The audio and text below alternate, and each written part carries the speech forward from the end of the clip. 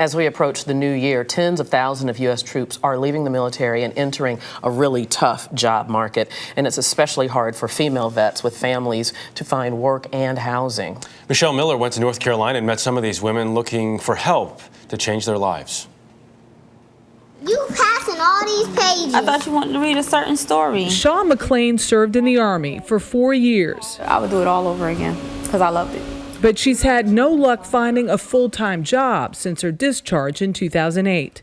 I don't think when you're getting out, they actually point you in the right direction. I mean, they give you a bunch of briefings, but you're not in a briefing like one-on-one with somebody to actually sit down and say, okay, when I get out, this is my next step. I went to a place that I figured could give me a head start in life. Ruth Donaldson served in the Army for 10 years. Both have been homeless, living at the shelter for women veterans near Fort Bragg, North Carolina. It's called the Jubilee House and was started by former Navy chaplain Barbara Marshall. You're in the military, everything's taken care of for you. Yeah, good pay, typically good housing, all those other kinds of, perks. But then when you leave that setting, you've got to kind of start from ground zero. Real life hits. Absolutely.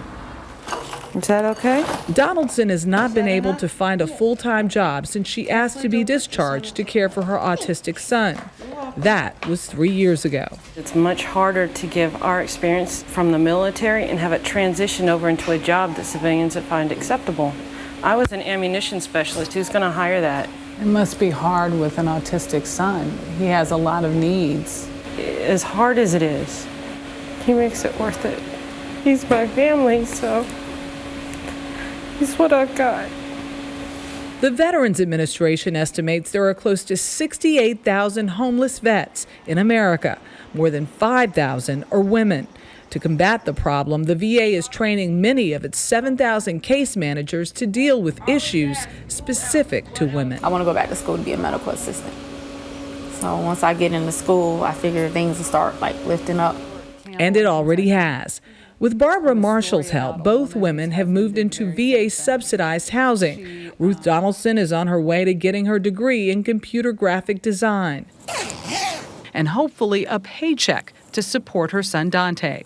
You're in school. I figured that's one way to get out of the minimum wage jobs and finally create a future that's stable for him and me. He'll know his mom loves him and he's got a place to come home every day after school, and I will be there waiting.